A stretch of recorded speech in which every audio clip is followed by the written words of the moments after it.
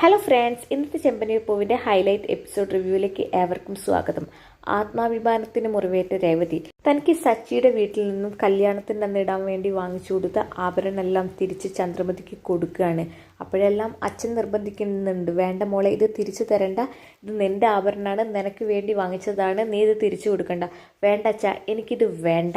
ഇതൊക്കെ കണ്ടിട്ട് ബാക്കിയുള്ളവരെല്ലാം ചന്ദ്രയെ കുറ്റപ്പെടുത്തുന്നുണ്ട്. രക്ഷപ്പെടാൻ വേണ്ടിയിട്ട് ഞാനതിന് ഇവളോട് സ്വർണം തിരിച്ചു തരാൻ വേണ്ടി പറഞ്ഞിട്ടൊന്നുമില്ലല്ലോ, ഇത് അവളുടെ ഇഷ്ടപ്രകാരം തന്നല്ലേ. അതെ, നീ അങ്ങനെ സ്വർണം തന്നിട്ട് നല്ല പിള്ള ചമയാൻ നിൽക്കുന്നു, വേണ്ട. നീ എല്ലാ സ്വർണവും മുഴുവൻ സ്വർണ്ണമൊന്നും തിരിച്ചു തന്നിട്ടില്ലല്ലോ.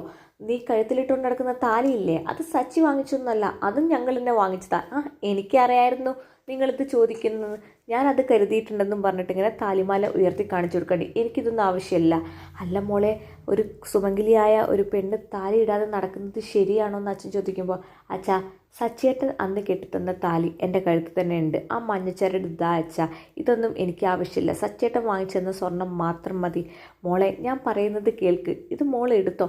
വേണ്ട അച്ഛാ, ഇനി ഈ രേവതി ഒരു സ്വർണ്ണം ഇടുന്നുണ്ടെങ്കിൽ അതെൻ്റെ ഭർത്താവ് സച്ചിയേട്ടൻ വാങ്ങിത്തന്ന സ്വർണം മാത്രമായിരിക്കും. പിന്നെ ഞാൻ നിങ്ങളോടൊരു കാര്യം പറയാമെന്നും പറഞ്ഞിട്ട് ചന്ദ്രയോടായിട്ട് പറയാൻ, ഇനി എൻ്റെ അച്ഛനെയോ എൻ്റെ വീട്ടുകാരെയോ പറഞ്ഞാൽ ഞാനൊരു മനുഷ്യജീവിയായിരിക്കില്ല, ഞാൻ നന്നായിട്ട് പ്രതികരിക്കും. ഇത് നിങ്ങളുടെ ഓർമ്മയിലിരിക്കട്ടെ എന്നും പറഞ്ഞിട്ട് രേവതി അങ്ങോട്ട് കയറി പോവുകയാണ്. രേവതിക്ക് തൊട്ട് പിന്നാലെ തന്നെ സച്ചിയും പോകുന്നുണ്ട്. എന്നിട്ട് സച്ചി റൂമിലെത്തി രേവതിനെ എങ്ങനെ ആശ്വസിപ്പിക്കുന്നുണ്ട്. ഒരു ഡയറി എടുത്തിട്ട് നിനക്ക് എന്തൊക്കെ വാങ്ങിത്തരേണ്ടതെന്ന് എഴുതി വെച്ചേക്ക്, നീ അമ്മയ്ക്ക് കൊടുത്ത ആഭരണങ്ങളുടെ കണക്ക് മുഴുവൻ എഴുതിയേ.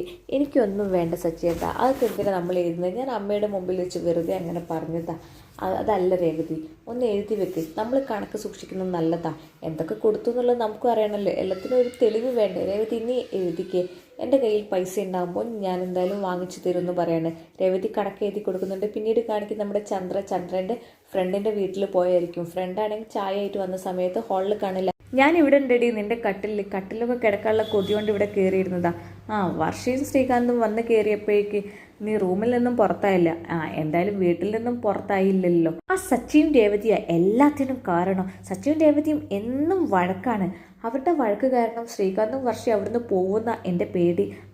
അത് നീ സൂക്ഷിച്ചോ, അവർ പെട്ടെന്ന് തന്നെ പോകാനുള്ള ചാൻസ് ഉണ്ട്. വർഷ പറയുമ്പോഴല്ലേ ശ്രീകാന്ത് കേൾക്കുള്ളൂ. ശ്രീകാന്തും വർഷയും പോയി കഴിഞ്ഞാൽ പിന്നെ തൊട്ട് പിന്നാലെ സുധിയും ഭാര്യയും പോവും. ഈ സച്ചിനെ രേവതിനെ എങ്ങനെയെങ്കിലും അവിടെ നിന്ന് പുറത്താക്കണം. എങ്ങനെ പുറത്താക്കാനാണ് നീ വിചാരിക്കുന്നത്? അതിനൊക്കെ എൻ്റെ കയ്യിലൊരു പ്ലാൻ ഉണ്ട്, ഞാനത് തുടങ്ങിക്കഴിഞ്ഞു, നീ കണ്ടോ. ഇവിടെയാണ് ഇന്നത്തെ എപ്പിസോഡ് അവസാനിക്കുന്നത്. താങ്ക്